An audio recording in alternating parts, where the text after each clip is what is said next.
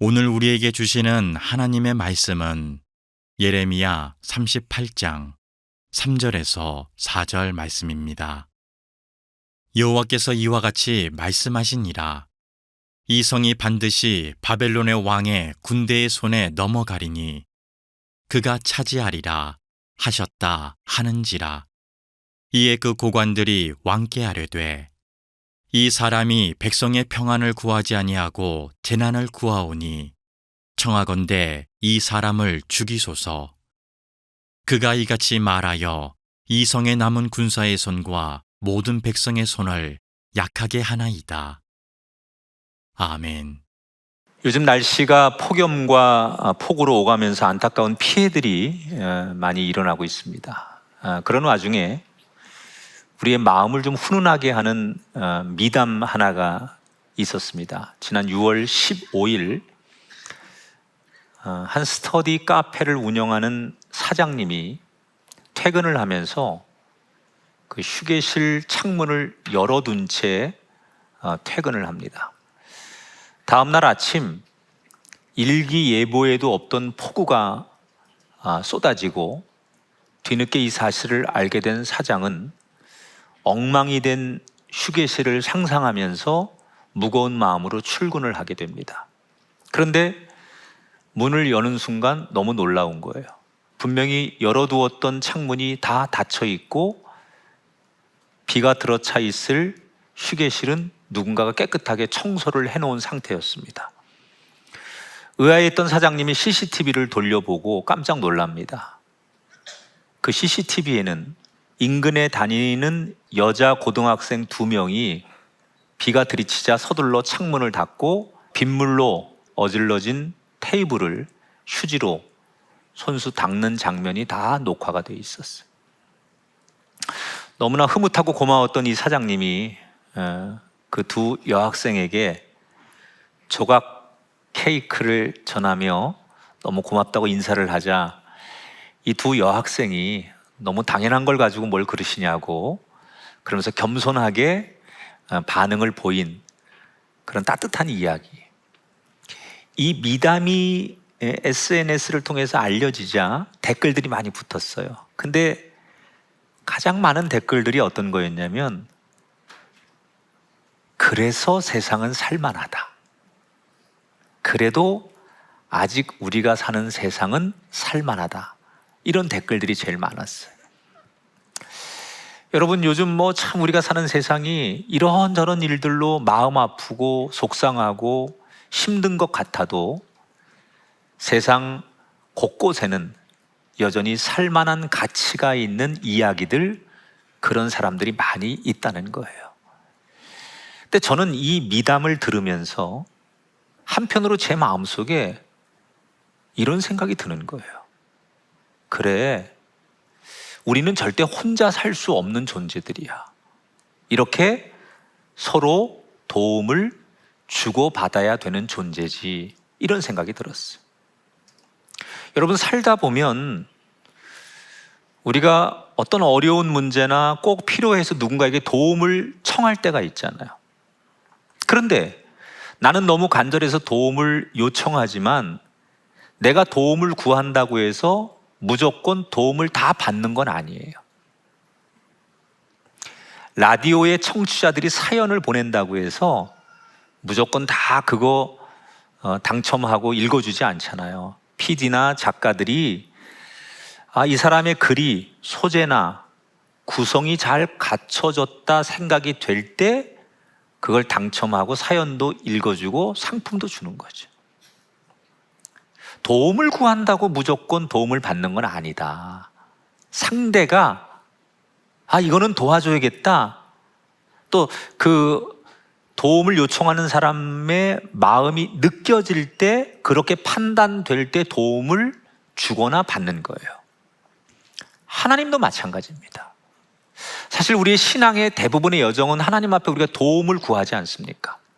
가정의 문제, 건강의 문제, 또는 우리가 관계의 문제, 내지는 경제적 문제.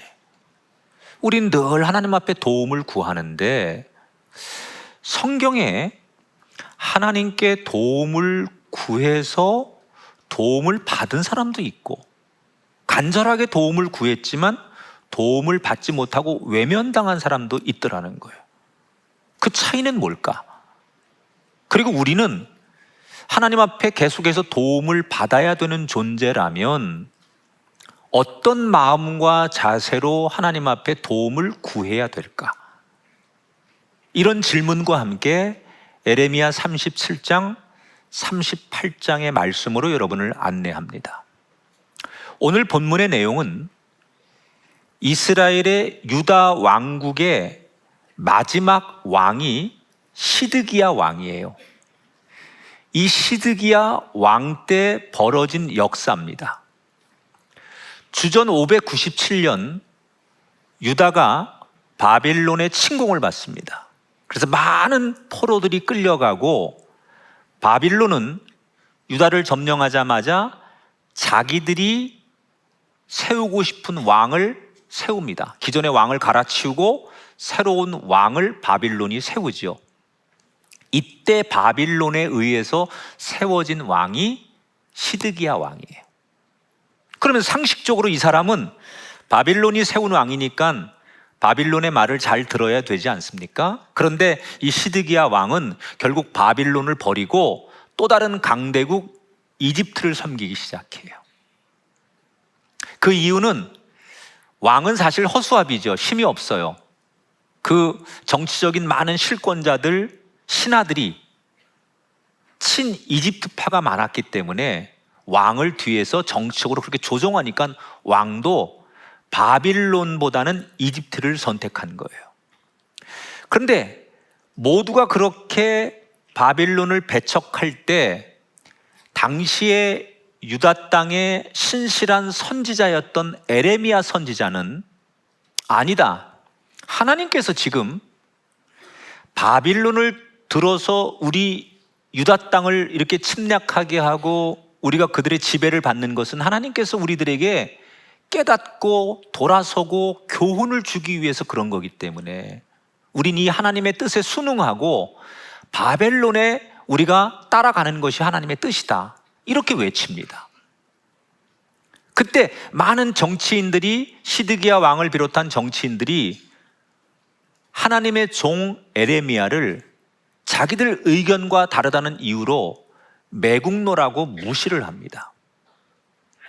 그러는 가운데 바벨론 왕은 자기 말을 듣지 않는 시드기야를 혼내기 위해서 군대를 파견해 예루살렘을 겹겹이 포위합니다.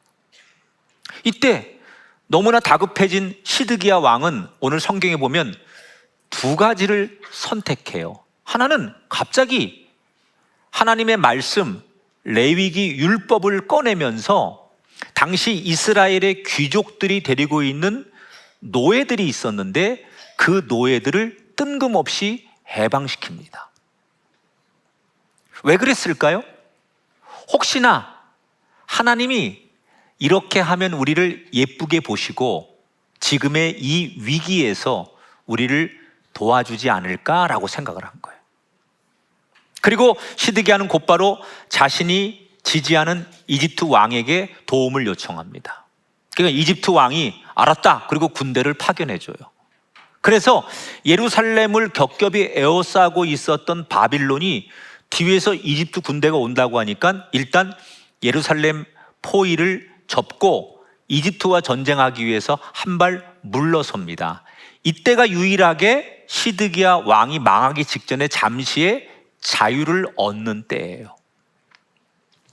이때 오늘 성경에 보면 잠시 하나님께서 예루살렘 포위를 면케 자유를 주었을 때 이 시드기야 왕이 갑자기 신하들 몇 명을 뽑아가지고 하나님의 종 선지자 에레미야에게 왕이 사람들을 보냅니다. 그러면서 왕이 부탁을 해요. 무슨 부탁을 하느냐? 하나님 앞에 기도해서 이 전쟁이 완전히 우리의 승리로 끝나도록 에레미야가 하나님 앞에 기도해달라. 이런 부탁을 왕이 에레미야에게 합니다. 자, 여기에는 어떤 마음이 있는 거냐? 이 시드기야 왕이 지금으로부터 120년 전 때 어떤 일이 있었느냐? 지금처럼 비슷한 상황이 벌어진 적이 있었어요. 당시에 아수르가 군대 18만 5천 명을 동원해서 예루살렘을 겹겹이 포위했던 적이 있었어요. 그래서 아주 위기를 맞는 그 상황이 있었는데 지금과 너무 비슷한 거죠. 지금 시드기야는 바벨론에게 포위를 당한 거고 120년 전 히스기야 왕 때는 다른 그 아수르라는 나라에 포위를 당한 거 아닙니까? 당시에 이사야 선지자에게 찾아가서 하나님 앞에 기도해 달라라고 엎드려서 하나님의 도움을 받아가지고 아수르 18만 5천 명을 전멸하고 나라를 구한 적이 있었어요. 시드기야는 그때를 떠올리면서 하나님의 도움을 받았으면 좋겠다. 그래서 에레미야에게 기도를 부탁한 거예요. 자, 그런데 그렇게 기대하고 기도를 했는데 하나님께서 시드기야 왕에게 어떤 답변을 주시느냐? 자기가 기대했던 거하고 정반대의 답을 주십니다. 그게 8절, 9절에 나오는 말이에요. 너희를 보내어 내게 구하게 한 유다의 왕에게 아뢰라. 너희를 도우려고 나왔던 바로의 군대는 자기 땅 애굽으로 돌아가겠고 갈대아인이 다시 와서 이 성을 쳐서 빼앗아 불살라 질 것이다. 시드기야가 그런 하나님의 도움으로 기적이 일어나기를 바라고 기도를 부탁했는데 하나님의 응답은 뭐예요? 결국 너희는 망하게 될 것이다. 이런 정반대의 답변을 주셨어요. 자, 120년 전에 왕의 기도는 하나님이 들어주시고 그때 도와주셨는데 왜 지금 시드기야 왕이 구하는 간절한 이 도움과 기도는 외면하셨을까? 그 차이가 뭘까? 간단합니다. 성경은 뭘 얘기하느냐? 하나님이 보실 때 두 사람의 자세가 달랐어요. 히스기야 왕이 하나님 앞에 도움을 구할 때는 어떤 마음이었느냐? 정말 자기를 철저하게 낮춥니다. 그리고 하나님 앞에 진심의 마음으로 하나님을 찾고 하나님께 진심을 보여줘요. 반면에 지금 시드기야는 어떻습니까? 내내 하나님을 무시하고 하나님 없이도 잘 살 수 있다고 생각하다가 막상 어려움이 오니까 이렇게 율법대로 하면 또는 기도하면 하나님께서 봐주시겠지. 그는 하나님 앞에 진심으로 다가가지 않고 하나님 앞에 환심을 구합니다. 진심이냐 환심이냐, 여러분 이 차이가 느껴지십니까? 하나님 앞에 진심으로 대할 것이냐 아니면 하나님의 환심을 살 것이냐, 결국 이 차이 때문에 진심으로 하나님을 만나고자 했던 히스기야는 도움을 받지만 그 하나님의 관심, 환심을 구했던 시드기야는 하나님께 도움을 받지 못하더라. 우리가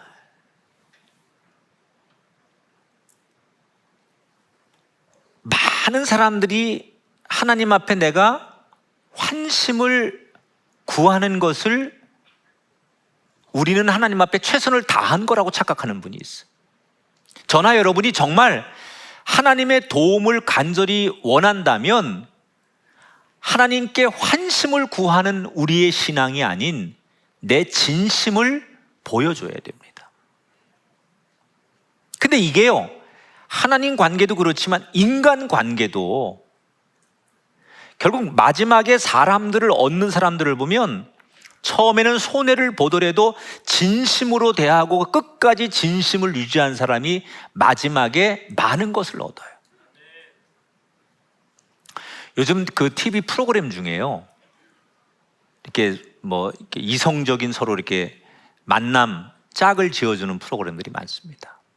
근데 거기 보면 TV 프로그램이 막 진행될 때는 저 사람과 저 사람이 이렇게 막 커플이 돼서 잘 되는 듯 했는데 방송이 끝나고 나서 결국 그 사람들이 헤어지더라. 그런데 방송 때는 별로 이렇게 접점이 없던 그런 사람들이었는데 방송이 끝나고 나서 실제 커플이 된 사람들이 있는데 그 사람들 가운데 결혼도 하고 오래가는 사람들이 있대요. 꼭 왜 그럴까?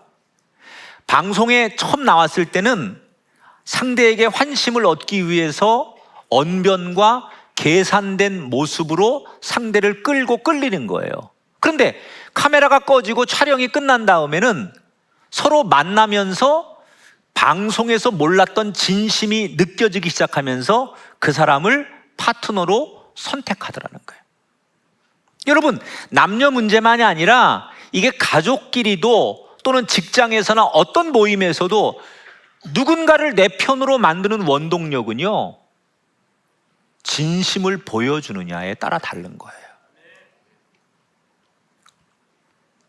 제임스 보그라고 하는 이게 유명한 그 커뮤니케이션 코치가 있어요. 아마 이번에 책을 읽으신 분들이 있을 텐데 설득의 디테일이라는 책이잖아요. 이 책에 제임스 보그가 이런 얘기를 합니다.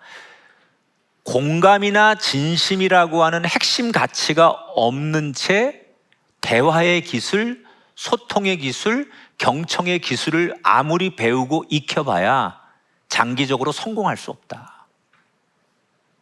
결국 그가 누구든 간에 그 상대가 내 편이 되게 하려면 어떤 언변과 어떤 제스처보다도 진심이 있어야 된다. 유명한 말이에요. 근데 이 진심을 보이려면 뭐를 가지고 진심이라는 걸 상대에게 보여주느냐? 공감해 주는 거거든요. 공감이라는 게 어떤 겁니까?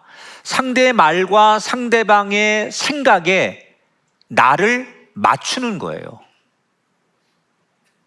그 사람이 하는 말, 그 사람의 가치를 내가 맞추려면 내가 낮아져야 돼요. 그래야 그 사람의 말에 공감을 하고 그 사람의 마음을 내가 받아들일 수 있는 거예요. 말 같지 않은 얘기 하지 마. 나하고 가치관이 다르고 생각이 다르니까 그걸 무시하면 그 사람과 나를 맞출 수가 없어요. 그 사람의 말과 생각에 나를 계속 낮출 때 그걸 맞추면서 우리는 그 사람 말과 생각을 공감해 준다고 하는 거예요. 많은 분들이 신앙생활 하면서 내가 하나님 앞에 하나님이 좋아할 만한 일, 어떤 업적을, 공로를 쌓으면 된다, 하나님 앞에. 그렇게 생각하는 분들이 있어요. 그래서 어느 날 뜬금없이 하나님 앞에 거액의 헌금을 낸다든지 갑자기 교회에 와서 안 하던 봉사를 한다든지 그러면 하나님께서 나한테 호감을 갖지 않으실까? 그래서 나에게 기적을 주시지 않을까? 이렇게 생각하는 분이 있어요. 여러분, 하나님을 A도 모르는 사람이에요. 하나님은 그런 거 가지고 하나님이 흔들리실 분이 아니에요. 하나님이 우리한테 바라시는 건요, 진심이냐, 네 고백이 진심이냐, 너의 기도가 진심이냐, 너의 눈물이 진심이냐, 너의 찬양이 진심이냐를 보시는 거예요. 내 자신을 하나님 앞에 철저하게 낮추고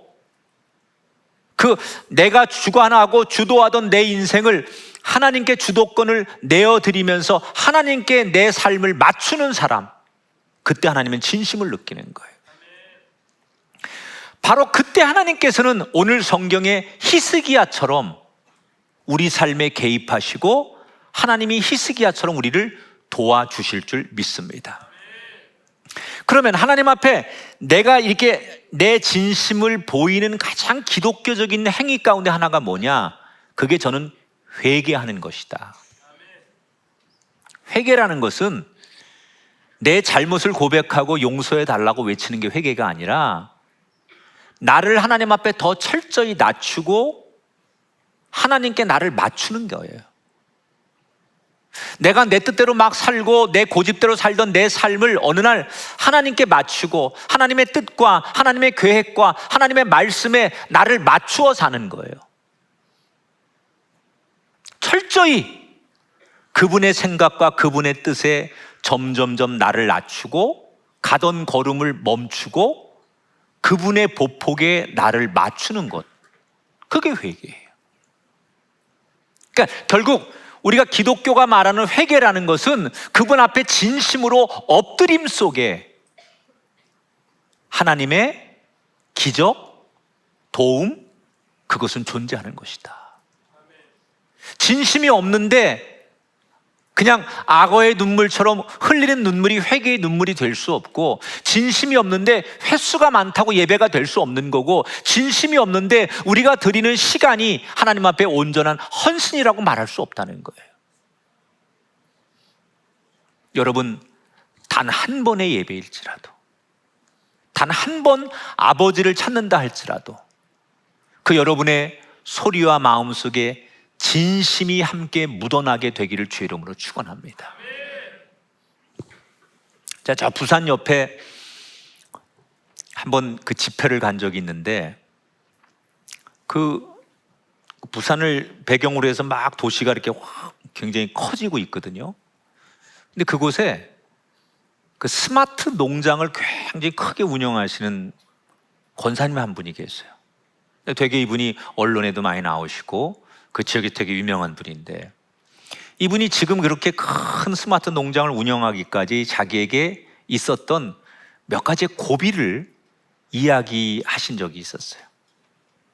이분은 원래부터 내가 농사를 통해서 한번 성공해 봐야 되겠다, 그리고 하나님 영광을 드러내겠다, 이렇게 생각하고 젊을 때부터 이런 좀 획기적인 농사법으로 도전을 한 사람이에요.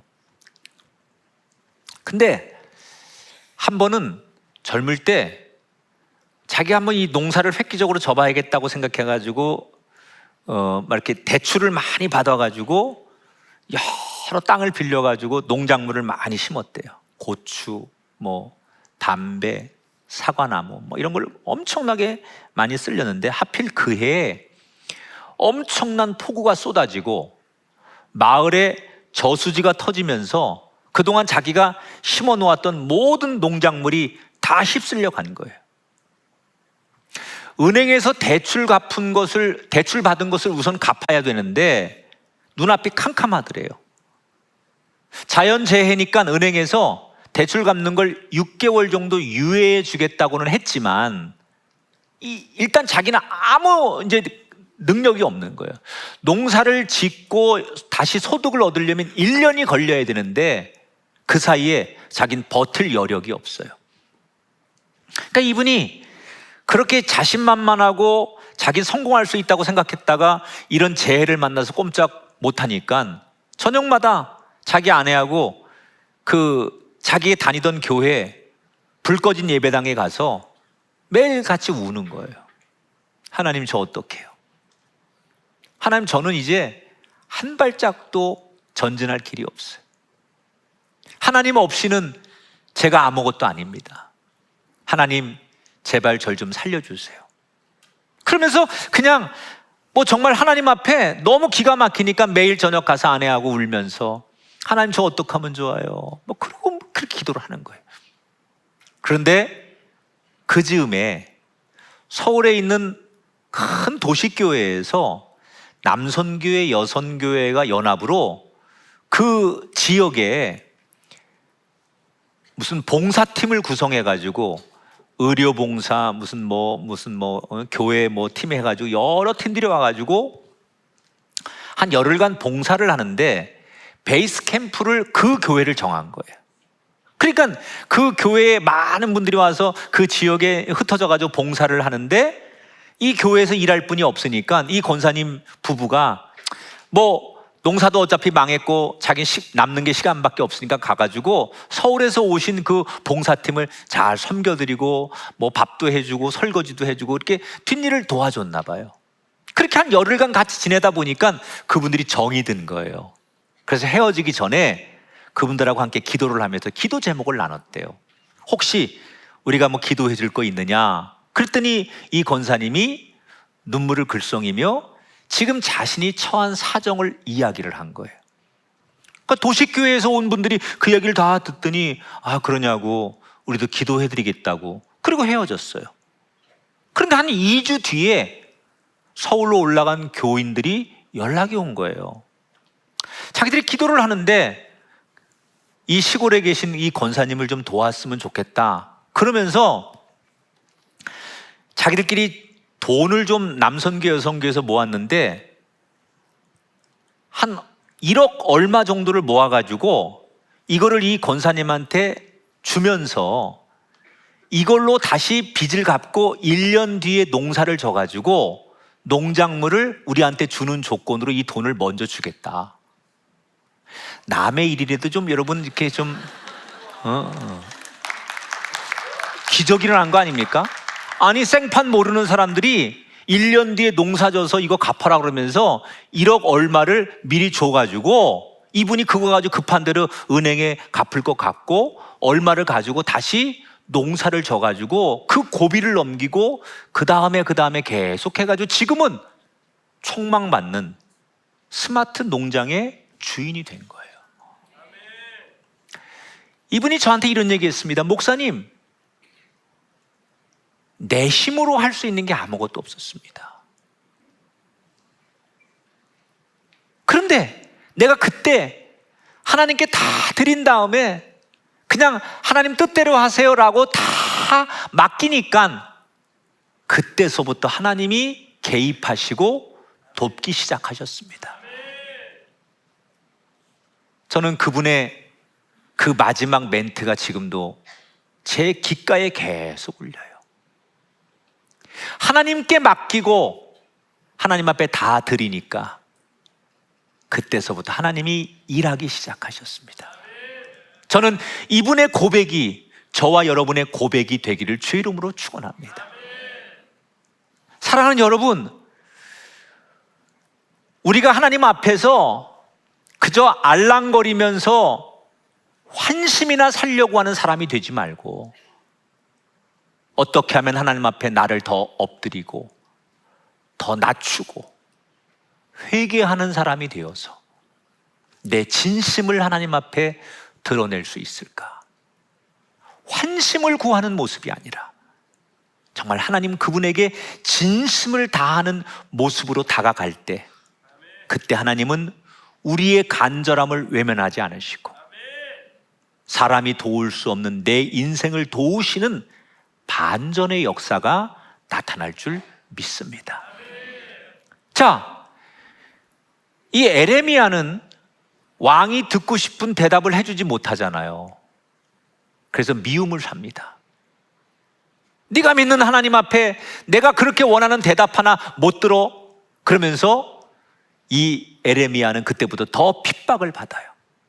어느 날 볼 일이 있어서 예루살렘 성문을 나가려고 하는데 그 에레미야를 싫어하는 반대파들이, 귀족들이 그 기회를 놓치지 않고 에레미야를 검문합니다.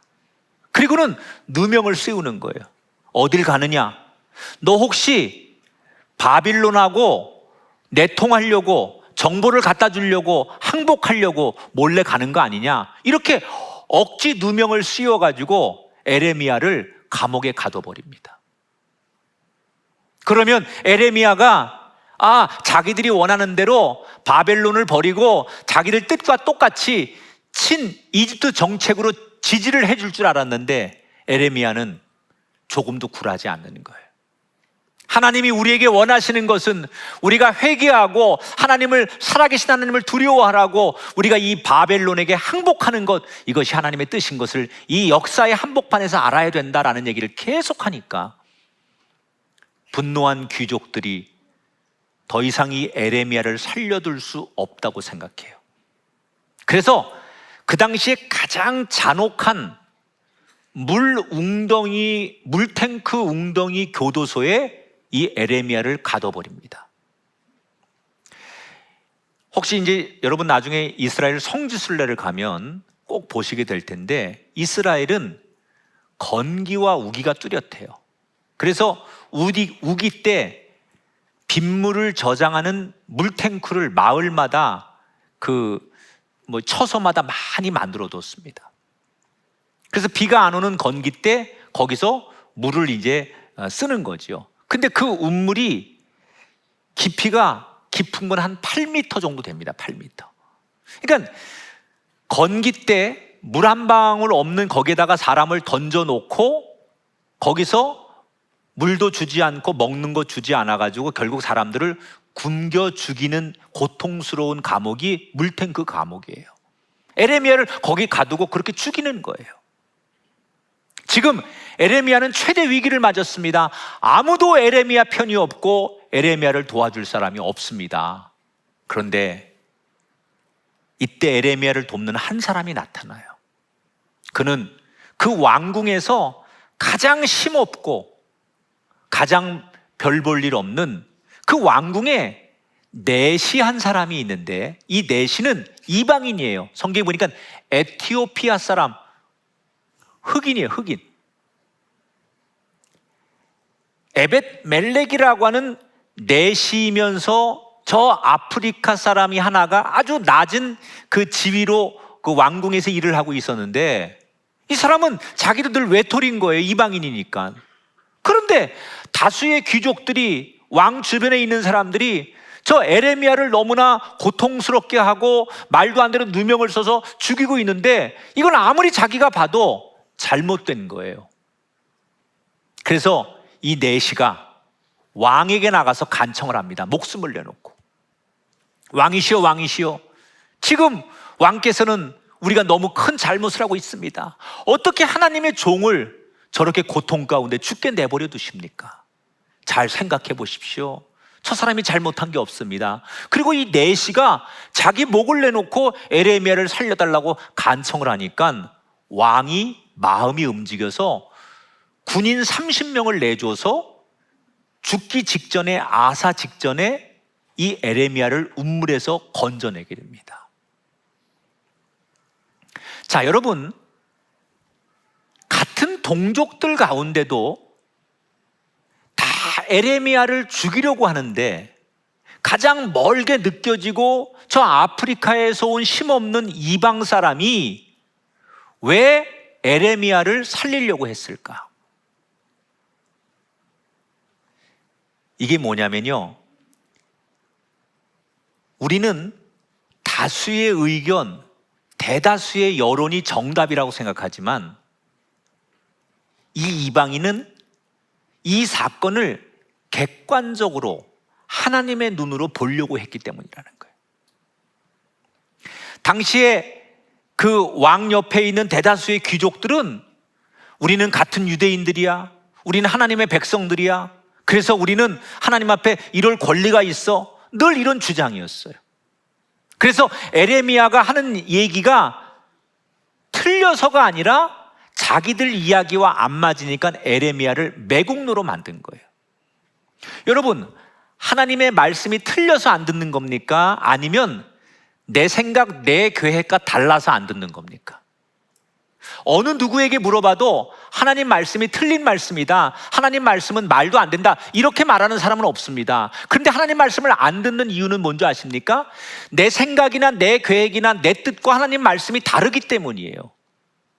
나는 이게 우선인데, 나는 이렇게 살고 싶은데 하나님 말씀이 내 생각과 내 주장과 내 계획과 다르기 때문에 그 말씀을 안 듣는 거지, 하나님의 말씀이 틀려서 안 듣는 게 아니라는 거예요. 이 이방인은 다수의 논리보다는 하나님의 뜻이 무엇일까를 철저하게 보는 객관적인 시각으로 이 사건을 보는 거예요. 아마도 그가 이 사건과 무관한 제3자들, 만약에 자기처럼 이방인이었다면, 유대인이 아닌 누군가에게 물어봤다면 비슷한 답을 들었을지도 몰라요. 그러니까 이 에레미야가 옳은데 다수가 이 에레미야를 마녀 사냥하고 있다고 생각한 거예요. 그래서 이 내시는 결국 39장에 가보면 하나님 앞에 은총을 받죠. 네가 이방인이지만 내가 너를 지킬 것이다 라고 하나님의 축복을 받아요.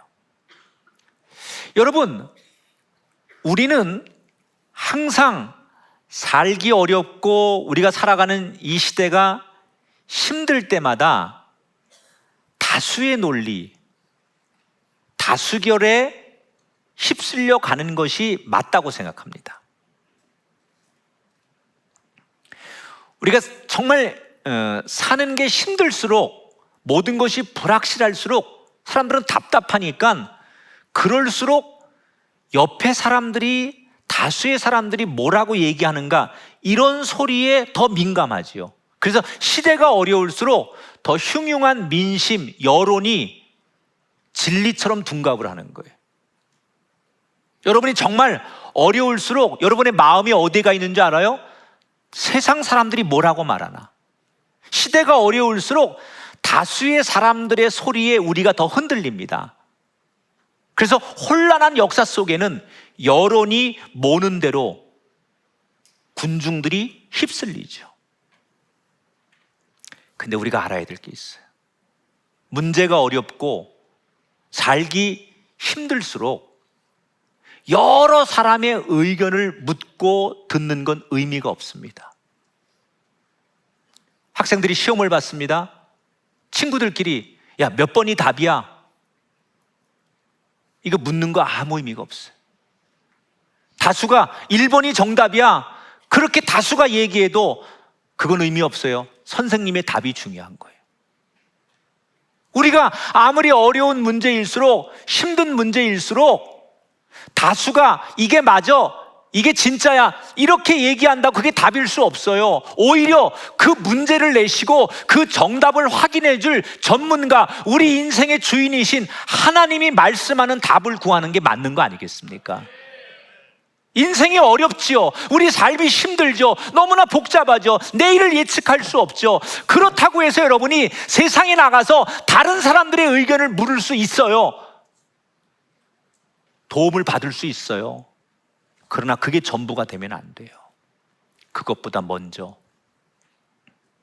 이 역사를 주관하시고 우리를 창조하시고 모든 것에 완벽한 정답이 되시는 하나님의 한마디를 구하는 사람이 되어야 돼요. 그 하나님의 말씀이 뭔가가 우리 인생의 정답이어야 되는데, 우리는 사람들의 그 다수의 수다 떠는 이야기, 유튜브에서 나오는 이야기, 뉴스를 보면서 판단하는 이야기가 마치 내 인생의 어떤 것의 정답을, 그것을 확인하는 거로 착각한다면 우리는 잘못된 답을 가지고 정답이라고 믿고 사는 착각을 범하는 거예요. 여러분, 그럴 시간에 차라리 나는 하나님의 한마디를 구하겠다. 내가 세상에서 나오는 다양한 소식, 다양한 정보에서 답을 구하는 사람이 아니라 나는 하나님이 주시는 그 한마디에서 내 인생의 답을 구하겠다고 결단해 보십시오. 그리고 실천해 보십시오. 그때 여러분 인생에, 여러분이 소수고 이방인처럼 에벤멜렉처럼 아무것도 아닌 존재일지라도 그 순간 하나님의 영광의 빛이 여러분과 함께 할 것이고 그때 하나님의 도움을 얻는 사람이 될 줄 믿습니다. 그 하나님의 말씀을 구한다는 게 뭐예요? 하나님의 말씀이 뭐라고 말씀하는가를 기준으로 삼는다는 게 뭐예요? 그래서 우리는 날마다 하나님 말씀을 묵상해야 돼요. 우리가 어려울수록 하나님 말씀을 또 읽고 그 말씀을 큐티하고 매일 기도해야 돼요. 시대가 어렵지 않습니까? 혼란스럽지 않습니까? 그래서 우리는 어렵기 때문에, 혼돈스럽기 때문에 하나님의 도움이 절실히 필요합니다. 그런데 제발 무작정 구하지 마세요. 정말 도움을 받아야 되는, 도와주셔야 되는 그 하나님이 기뻐하는 그런 자세와 그런 사람으로 하나님 앞에 구하셔야 돼요. 지금까지는 내가 하나님 앞에 환심을 구하면서 도움을 받으려고 했다면 이제는 엎드리고 그분 앞에 더 낮아지고 그분의 뜻에 나를 맡기는 진심으로 그분을 만나시길 바랍니다. 하나님은 우리가 이용할 뿐이 아니라 우리가 섬겨야 될 뿐입니다. 어중이 떠중이 다수결의 의견을 구하지 말고 이 세상의 최고의 전문가이신 하나님께 묻고 그 하나님의 한마디를 구할 때 가장 우리 인생에 좋은 도움을 얻게 될 줄 믿습니다. 따라합시다. 하나님이 도우시면 안 될 일이 없습니다. 믿으십니까? 하나님이 도우시면 안 되는 일이 없습니다. 불가능? 사람들의 포기? 거기에 하나님이 도우시면 가능으로, 기적으로 바뀔 줄 믿습니다. 저는 우리의 인생을 그 도우심으로, 세상의 도움만이 도움이 아니라 그 도우심으로 이번 한 주간 우리의 남은 생을 넉넉하게 승리해 가는 저와 여러분이 되기를 주의 이름으로 축원합니다.